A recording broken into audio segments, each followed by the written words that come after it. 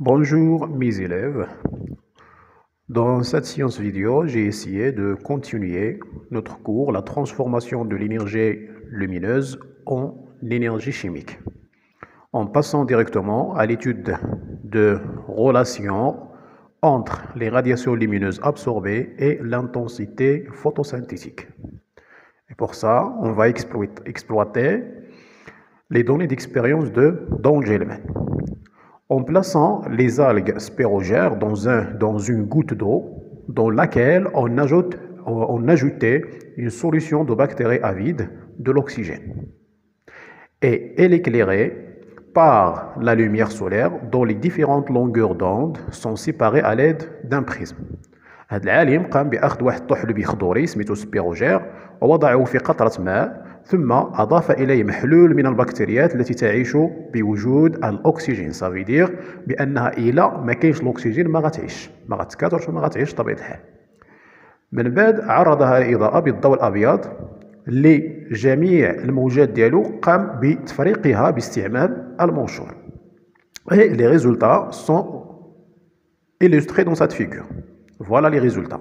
Ça, on a en blanc, c'est les bactéries. En vert, c'est l'algue. Et là, les différents spectres de la longueur ou de la lumière exposés ou émettre vers cette algue-là.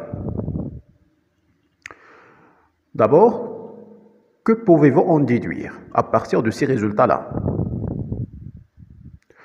On observe généralement que les bactéries sont dispersées le long de cette algue-là, mais à un grand nombre autour des parties qui sont exposées à la lumière violet et bleue et aussi au rouge.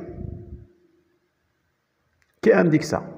Ça indique que au niveau des régions exposées à la lumière violet et bleue et rouge, il y a une haute production de dioxygène. C'est pour cela que les bactéries sont rassemblées à ce niveau-là. Et au niveau de la lumière verte et jaune, il y a un nombre faible de bactéries qui sont rassemblées là, parce que à ce niveau, qui est exposé à ces couleurs-là, elle ne produit pas une grande quantité d'oxygène. On a une faible production de l'oxygène. C'est bien? Et comme vous savez que le dioxygène, c'est un indicateur qui nous donne une idée sur l'activité photosynthétique. Lorsqu'on a une grande production d'oxygène, ça veut dire qu'on a une grande intensité photosynthétique. C'est ça qui est écrit en bas. On constate que les bactéries se rassemblent contre l'algue, mais essentiellement dans les régions soumises à des radiations bleues ou rouges et en plus de violet ici. On peut ajouter le violet. Et on déduire que ce sont ces radiations qui sont les plus efficaces pour la production d'oxygène, donc pour la photosynthèse. C'est bien? أنا بالعربية بأن بعد التجربه اللي قام بها أونجلمان بطبيعه الحال خرجوا لنا نتائج بحال هذا الشكل اللي هي مبينه في هذه الوثيقه هذه وكيتبين بان البكتيريات باللون الابيض قد احاطت بجميع المناطق ديال هذا الطحلب هذا ولكن باكبر عدد في المناطق المعرضه للضوء البنفسجي والازرق وكذلك بالنسبه للضوء الاحمر. وكما تعلمون بان هذه البكتيريات هي تتطلب وجود الاكسجين وهذا الشيء اللي خلاه ان تجمع هنايا. دونك ان الانتاج ديال الاكسجين في هذه المناطق اللي مجمعه فيها باكبر عدد يعني بان هناك انتاج وافر للاكسجين. وكما تعلمون كذلك بان ثنائي الاكسجين هو عباره عن مؤشر كيعطينا فكره على نسبه التركيب الضوئي او شده التركيب الضوئي، حيث انه كل ما كانت نسبه الاكسجين كبيره الا وكيدل داك الشيء على ان نسبه التركيب الضوئي مرتفعه. سي بيان. Donc, cette expérience établit donc le spectre d'action de la lumière sur la photosynthèse. وهادشي كيعني بأن هذه الإكسبيريونس هذه قامت بتبيين ما يسمى بلو سبيكتر داكسيون. هذا مصطلح أو سبيكتر داكسيون بالعربية هو بطبيعة الحال طيف الفعل. de la lumière sur la photosynthèse ديال الضوء على la photosynthèse. من بعد نرجعوا نعطيو التعريف ديالو في الديابوزيتيف سويفون. Le graphe ci-contre a assuré les résultats précédents et ce graphe présente l'absorption lumineuse en fonction de la longueur d'onde en relation avec le taux de la photosynthèse. Le taux de photosynthèse par la courbe en rouge. Alors que les autres courbes, ce sont l'intensité d'absorption de la lumière en fonction des différentes pigments chlorophylliens, à savoir le bêta-carotène, la chlorophylle A et la chlorophylle B. Donc, l'activité photosynthétique est plus importante dans les régions qu'on a une grande absorption de la lumière, surtout dans les longueurs d'onde entre 400 et 500 nanomètres, ça veut dire qui correspondent aux colorations violet et bleu, et entre 600 et 760 qui est correspondant à la coloration rouge. C'est bien. Donc هنا بالنسبة لهذا المبيان هذا كيبين كيعطينا فكرة على شدة أو امتصاص الضوء بدلالة طول موجات أطياف الضوء الأبيض في علاقته مع شدة التركيب الضوئي المبينة بالمبيان أو المنحنى باللون الأحمر. وكيتبين بأن شدة التركيب الضوئي هي كتبان كبيرة ومهمة في المناطق اللي فيها الامتصاص كبير. وهاد المناطق اللي فيها امتصاص كبير هي اللي المجال ديال طول الموجة محصور بين 400 و 500 نانومتر اللي هو متخصص باللون البنفسجي والازرق وكذلك ما بين 600 و 760 اللي هو متخصص باللون الاحمر. D'abord, on va revenir au spectre d'action pour le définir. Le spectre d'action correspondant à l'intensité de la photosynthèse effectuée par un organisme photosynthétique en fonction de la longueur d'onde de la lumière qu'elle reçoit. هو عبارة عن تغير شدة التركيب الضوئي المطبقة أو المنجزة من طرف مجموعة من الكائنات الخضراء طبيعة الحال اللي كتعلق بلا فوتوسينثيز اللي عندها لاكتيفيتي فوتوسينثيك اللي عندها النشاط ديال اللي تقدر انها تقوم بالنشاط ديال لا فوتوسينثيز ديال التركيب الضوئي بدلاله طول الموجه ديال مختلف اطياف الضوء الابيض. صافي مزيان. طيف الفعل يتعلق بشده التركيب الضوئي المنجزة من طرف مجموعة من الكائنات ذات النشاط ديال التركيب الضوئي اللي عندها نشاط التركيب الضوئي بدلالة طول موجات الضوء الأبيض الذي تستقبله. C'est bien. Donc, on va passer. D'abord, en passant à la détermination de la localisation de la chlorophylle au sein de la cellule végétale. ندوزو لتحديد مكان تموضع مادة الإخضور على مستوى الخلية النباتية. La figure ci-contre représente une observation microscopique des cellules végétales et qui illustre que les cellules végétales contiennent des différentes organites de coloration verte et d'une structure arrondie ou sphérique, ou d'un aspect sphérique, pardon. Et ces organites-là s'appellent les chloroplastes. On répète d'une autre manière, le cytoplasme des cellules des plantes chlorophylliennes, des cellules végétales, contient des organites appelés les chloroplastes. Leur nombre et leur forme varient selon les espèces. هنا بالنسبة لهذه الصورة هذه أمامكم فهي تبين ملاحظة مجهرية للخلايا الإخضورية التي تبين وجود مجموعة من العضيات ذات اللون الأخضر اللي عندها أشكال أو أشكال اللي هي دائرية تقريبا. وأضافوا كذلك بأن هذا العدد وكذلك الشكل يختلف على حسب نوع الكائن الإخضوري. Chaque chloroplaste est constitué de différents éléments essentiels qui sont deux membranes externes et la membrane interne, en plus d'un liquide intrachloroplastique où il baigne des différentes formes sphériques ou des organismes de forme sphérique qui s'appellent les thylakoïdes. Et ces thylakoïdes, on peut les subdiviser en deux catégories. On a les thylakoïdes qui sont allongés, ils s'appellent les thylakoïdes de stroma. Et on a des thylakoïdes sous forme de disques qui s'appellent le thylakoïde de granum. Ça, le mot n'est pas n'apparaît complètement. Donc, granum. Ça fait.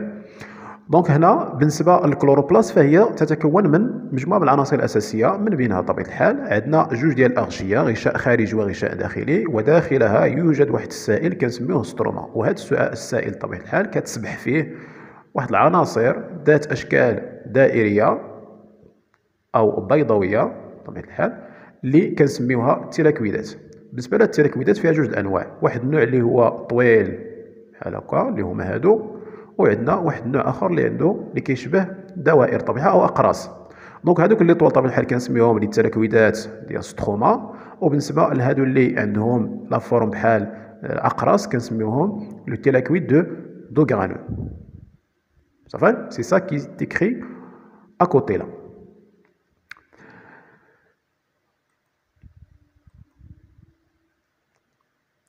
Le schéma devant vous nous présente la structure de la membrane des thylakoïdes.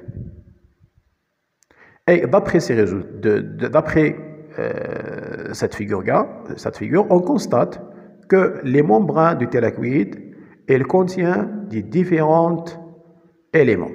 À savoir, on a ce qu'on appelle le sphère pédonculée, Korat d'Achimrach, dont la coloration est rouge.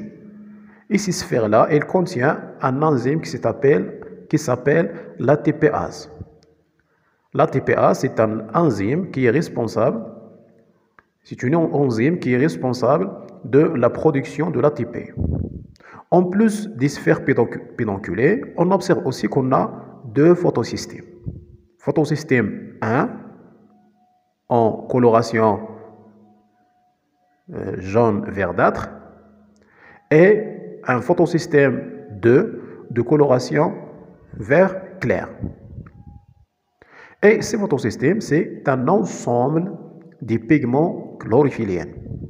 En plus de ces deux photosystèmes et les sphères pédonculées, on a des différentes enzymes qui interviennent dans le transport des électrons le long de cette membrane-là. C'est bien ça qui est écrit en bas.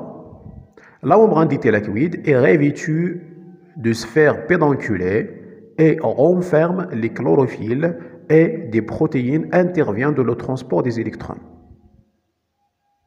هنا هاد الوثيقة هذه كتبين لنا التركيبة ديال الأغشية ديال التيلاكويد وانطلاقا منها كتبين بأن الأغشية كتحتوي على مجموعة من العناصر من بينها ما يسمى بالكرات ذات شيمراخ اللي هي باللون الأحمر والكرات ذات شيمراخ تحتوي على واحد الأنزيم كنسميوه لا تي بي سانتيتاز اللي الدور ديالو هو إنتاج لا تي بي. بالإضافة لهذا الكرات ذات شيمراخ عندنا كذلك جوج الأنظمة ضوئية نظام ضوئي رقم 1 باللون الأصفر المخضر وعندنا الأنظمة ضوئية ثانية رقم 2 اللي عندها واحد اللون أخضر اللي هو فاتح نوعا ما.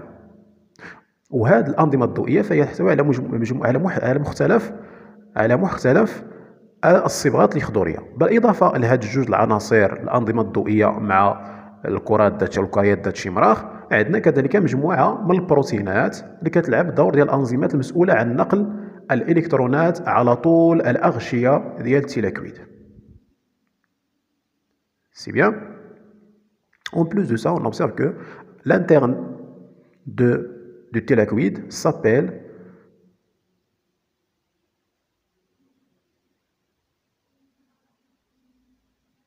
la partie interne du thylakoïde. مزيان. En passant. En passant à la deuxième activité, le rôle des pigments chlorophylliens de la conversion de l'énergie lumineuse en énergie chimique. في هذا النشاط هذا غادي نحاولوا نبينوا الدور ديال الصبغات الخضريه في تحويل الطاقه الضوئيه الى طاقه كيميائيه. Et on va exploiter les données suivantes. En passant à la mise en évidence des étapes de la photosynthèse. من بعد خصنا نحددوا المراحل ديال التركيب الضوئي اولا. Expérience de Planck. En 1883, ce scientifique étudia l'effet de l'intensité lumineuse et de la température sur la photosynthèse. هذا العالم قام بدراسة تأثير الشدة الضوئية، شدة الضوء، وكذلك الحرارة على النشاط ديال التركيب الضوئي. Et les résultats sont illustrés dans ce graphe-là, qui représente l'activité photosynthétique en fonction de l'intensité lumineuse dans des différentes températures. À une température basse et à une température élevée. D'après ce graphe-là, on peut le subdiviser en deux étapes, en deux phases. La phase où on a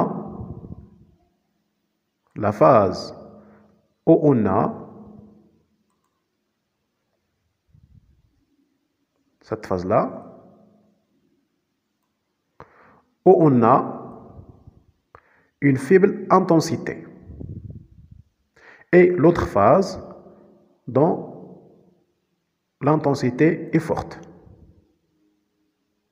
Ça va? Dans la première phase, qui est à faible intensité lumineuse, on observe qu'on a une augmentation de l'activité photosynthétique de même manière, même si on a une variation de la température. Et on peut dire que l'activité photosynthétique est dépendante de l'intensité lumineuse, mais ne dépend pas de la température. Dans la deuxième phase, où on a une intensité lumineuse élevée, on observe que l'intensité ou l'activité photosynthétique est constante. Mais à des différentes températures. Lorsqu'on a une basse température, on a une activité photosynthétique faible, et à haute température, on a une activité photosynthétique forte. C'est ça qui est écrit à côté là. À basse intensité lumineuse, l'activité photosynthétique est indépendante de la température et dépend de l'intensité lumineuse. Alors qu'à forte intensité lumineuse, l'activité photosynthétique est indépendante à l'intensité lumineuse, mais elle dépend de la température. Et on peut constater après ça, on peut déduire que la photosynthèse se déroule en deux étapes. Une étape dépendante de la lumière appelée phase claire ou photochimique, et une étape dépendante de la température appelée phase obscure ou thermochimique.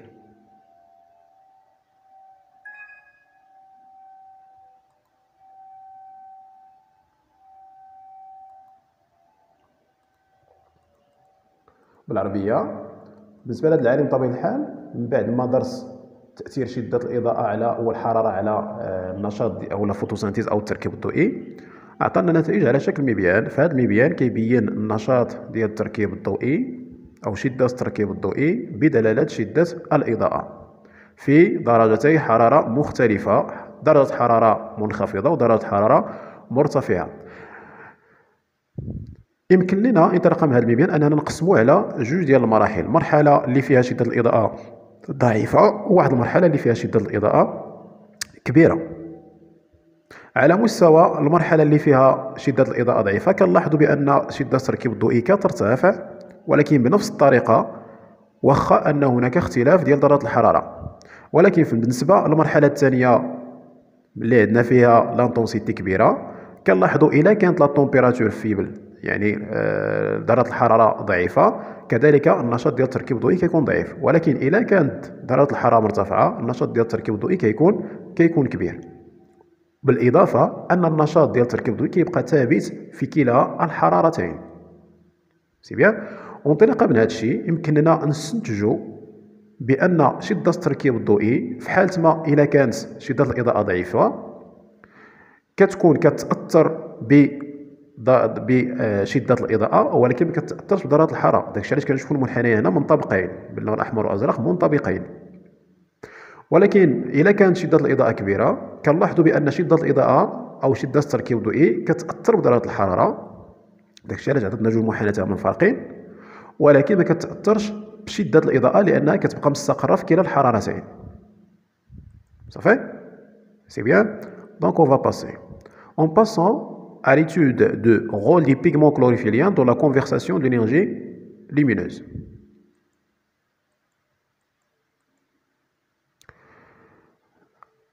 À droite, c'est la structure de différents photosystèmes.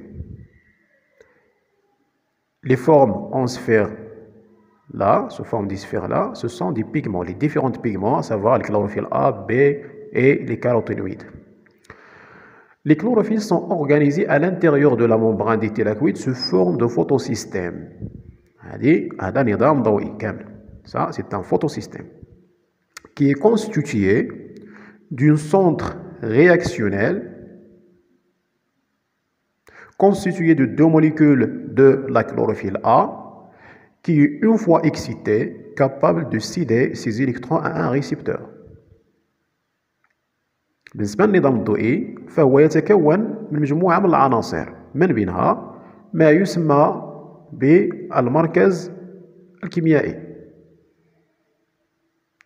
أو المركز التفاعلي. إلا درنا الترجمة الحرفية بطبيعة الحال، دونك المركز التفاعلي كان نسيت بالعربية شنو سميتو بالضبط.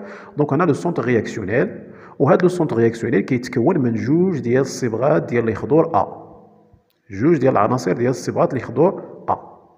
ومن بين الادوار ديال هذا لو سونتر رياكسيونيل او هذا المركز هذا هو انه قادر انه يمنح الالكترون ديالو لواحد الريسيبتور في حاله ما الا كان في حاله اهاجه. دونك الا كان هذا مهيج بالاضاءه يمكن انه يفقد واحد الالكترون لصالح واحد مستقبل. بالاضافه لو سونتر رياكسيونيل اون ا سكون ابيل لونتين كوليكتريس.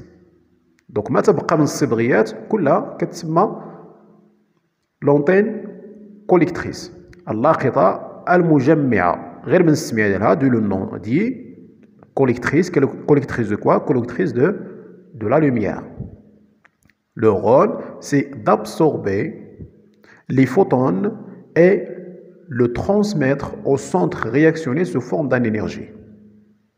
دونك هاد اللاقطة المجمعة كتكون ما تبقى من الصبغات الخضورية إلى استثنينا دوك الجوج اللي كيكونوا لنا المركز الضوئي. دونك بالنسبة لهاد العناصر هادو شنو الدور ديالها؟ هي أنها كتمتص الضوء الأبيض وكتنقلو المركز على شكل طاقة ضوئية بطبيعة الحال. هادشي اللي باين هنايا.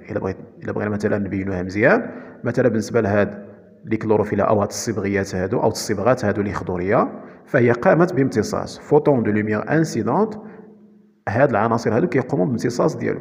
ملي كيمتصوه كما عقلتو بطبيعة الحال الظاهرة ديال أن إلا تمتص الضوء بطبيعة الحال كتكون الجزيئة في حالة إهاجة. دونك باش ترجع للاستقرار ديالها خصها تحول تلك الطاقة للصبغات المجاورة، وهكذا دوالي توصل للمركز. سي بيان. On va passer. Comme remarque, la chlorophylle, une fois excitée, retourne à son état fondamental par différentes manières. Soit par la fluorescence, ça veut dire l'émission d'un photon rouge, soit par le transfert de son énergie à une molécule très proche, soit par la perdition d'un électron à un accepteur qui le réduit. هنا كملاحظة بأن الكلوروفيل في حالة إهاجة وفوقاش كيكون مهيج قلنا إلا كان تعرض للإضاءة، أي إلا كان قام بامتصاص الإضاءة، فهذه الحالة كيكون في حالة إهاجة. أثناء عودته إلى حالته العادية اللي هي فوندامونتال، هذه العودة كتكون بطرق مختلفة، إما بظاهرة التفلور، أي أنها كتصرف تلك الطاقة الممتصة على شكل ضوء أحمر بالإضافة إلى الحرارة كما شرنا لها قبل، أو عن طريق تصريف تلك الطاقة إلى واحد الجزيئة اللي هي قريبة لها بزاف، تاخذها وتعطيها لهذاك اللي حداه، كترجع هي ليطا انيسيال ديالها، وهذيك اللي حداه كتولي اكسيتي وهي بدورها كتحولها اللي حداها وهكذا دوالي. أو عن طريق فقدان إلكترون لصالح واحد المستقبل اللي كيولي في حالة اختزال. سي بيان، on va passer. Et c'est la fin du diapositive. À la prochaine, Inch'Allah. Salam alaikum.